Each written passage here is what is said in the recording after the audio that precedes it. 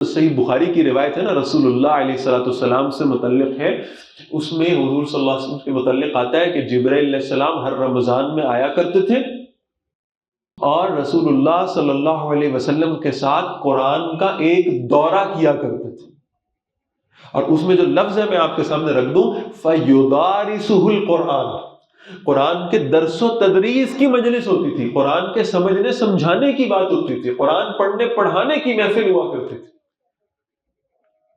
کیا خوبصورت محفل ہوگی ویسے، اللہ کے رسول ہے صلی اللہ علیہ وسلم اور سامنے کون ہے؟ جبرائیل علیہ السلام، اور پورے رمضان میں ایک قرآن کا دورہ مکمل ہوا کرتا تھا۔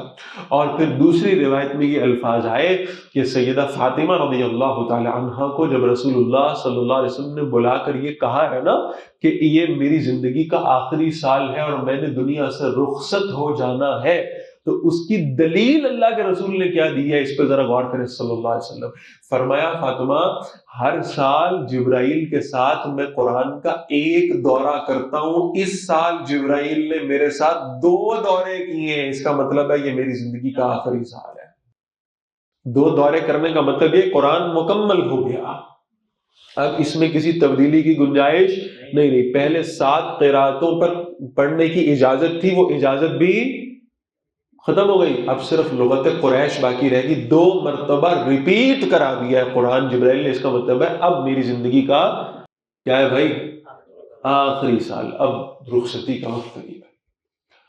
تو ساری رات اللہ کے قرآن کے ساتھ بسر ہوا کرتی تھی۔ یہ کس لیے ہے؟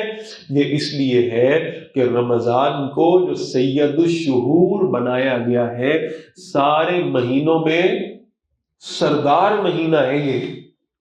میں کل بھی کہیں عرض کر رہا تھا، وہ آپ ذرا جملہ سنیں وہ کیسے، میں آپ میں سے کسی کا تعارف کرانا چاہوں، میں کہوں یہ فلاں صاحب ہے، یہ کاروبار کرتے ہیں، تو یہ اچھا تعارف ہے۔ یہ فلاں صاحب ہے جو کہیں ملازمت کرتے ہیں، اچھا تعارف ہی ہے نا، کیا خیال ہے بھائی؟ یہ فلاں صاحب ہے جو سچ بولتے ہیں، یہ فلاں صاحب ہے جو دیانتدار آدمی، یہ سارے اچھے تعارف ہیں کہ نہیں؟ لیکن میں اگر یہ کہوں کہ یہ فلاں صاحب ہے جو ہدایہ انسٹیٹیوٹ میں قرآن کے طالب علم ہے، تو تعارف پچھلے والا بھی ٹھیک تھا، مناسب تھا، لیکن اب کیسا تعارف ہوا؟ بہترین تعارف ہے کہ نہیں؟ میں بڑا عجیب کیفیت میں آتا ہوں، مجھے ایسا لگتا ہے کہ یہ جملہ ایسے ہو سکتا تھا، شہر رمضان الذی وجب علیہ الصیام۔ نہیں سمجھیں بات، کیا خیال ہے؟ رمضان آ گیا تو ہمارے ذہن میں رمضان کے ساتھ پہلی شے کیا آتی ہے؟ روزے۔ رمضان آ گیا، روزے رکھنے۔ اللہ تعالیٰ یہ تعارف کرا سکتے تھے، رمضان کا مہینہ وہ ہے جس میں اللہ نے روزوں کو واجب کر دیا، یہ صحیح تعارف تھا نا بھائی، صحیح تعارف تھا۔ اللہ نے یہ تعارف نہیں کرایا، اللہ نے فرمایا شہر رمضان الذی انزل فیہ القرآن۔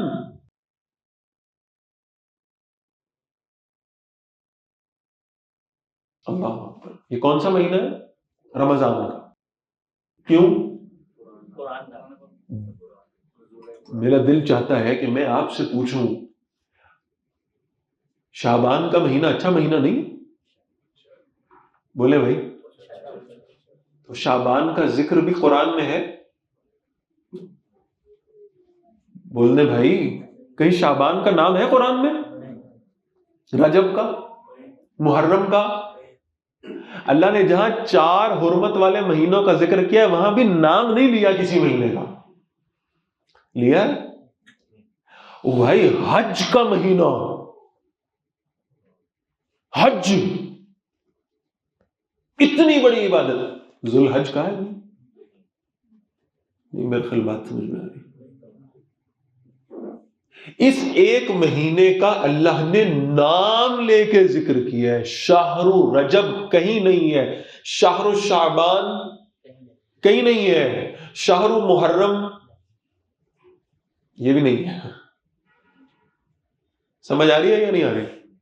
شہر رمضان کون سا مہینہ؟ اللہ کو پتا تھا کہ کوئی کسی کے ذہن میں یہ سوال آئے گا کہ آپ نے باقی 11 مہینوں میں سے کسی کا نام نہیں لیا اور اس کا آپ نے نام لے کے قرآن میں ذکر کیا ہے. اتنی امپورٹنس، اتنی اہمیت یہ کیوں دی ہے آپ نے اس مہینے کو؟ تو اللہ نے ساتھ ہی وضاحت کر دی الذی انزل فیہ القرآن، میں نے اس مہینے میں قرآن. بھائی کوئی بات سمجھ میں آ رہی؟ اس مہینے کی اہمیت کا اصل سبب کیا ہے؟ قرآن.